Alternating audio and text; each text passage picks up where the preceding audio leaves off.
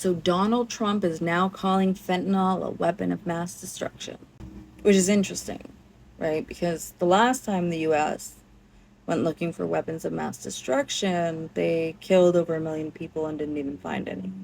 Because weapons of mass destruction don't get treated with care or housing or healthcare.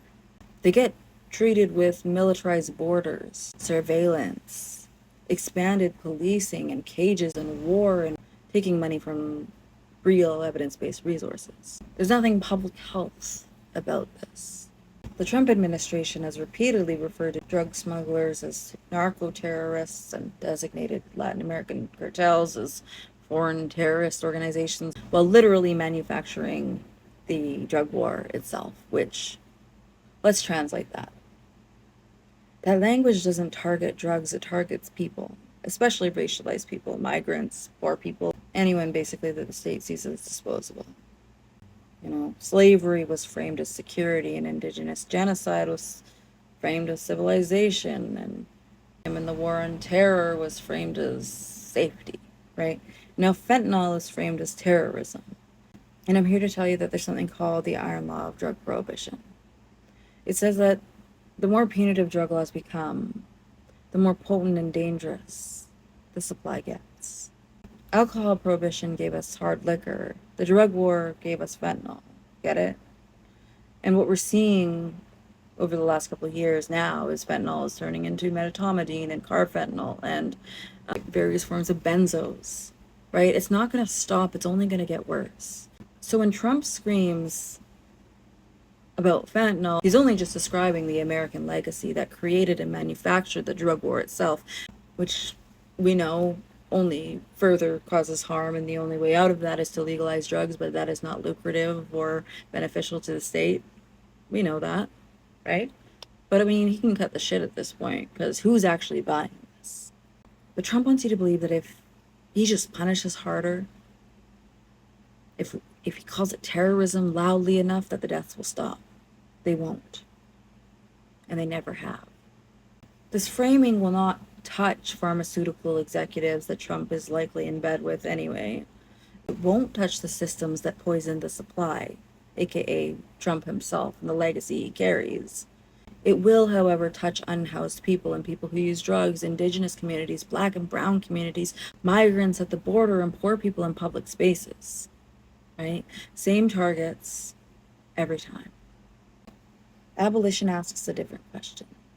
It's not how do we punish this, but rather why are people dying and who benefits from the way that we decided to respond. If fentanyl were treated as a health issue, we'd regulate the supply and fund housing and ensure income and center people who use drugs. But if you call it terrorism, you don't have to fix anything. You just get to expand the state's right to harm, which thus ends up only further disposing people and marginalizing those who are already systemically excluded. It works exactly as it's designed, to contain, control, disappear people that the system has already decided don't matter. And might I also remind you that people, thousands if not millions of people, also rely on fentanyl to keep them well. And it doesn't actually matter if they use it for pain or not. Bear with me here. I said in another video how drugs for 10 years kept me alive, right? They gave me the wit, the gift of gab, and the nerve to endure really tough situations that I went through as a homeless youth.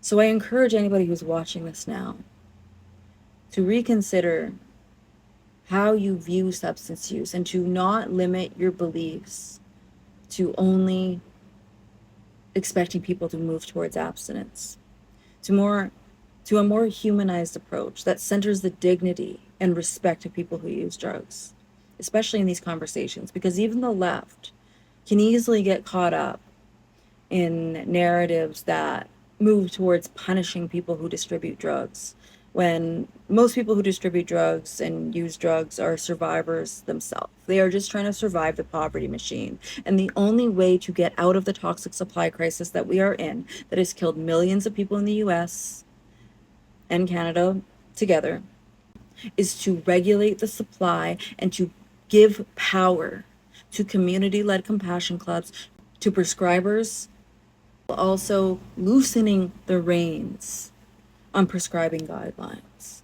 That is the only way out of this, right? And for folks, just so, well, while we're on the tangent here now, okay, we're not going to do that. Calling fentanyl a weapon of mass destruction doesn't save lives. It just gives the state permission to destroy more of them. Thank you.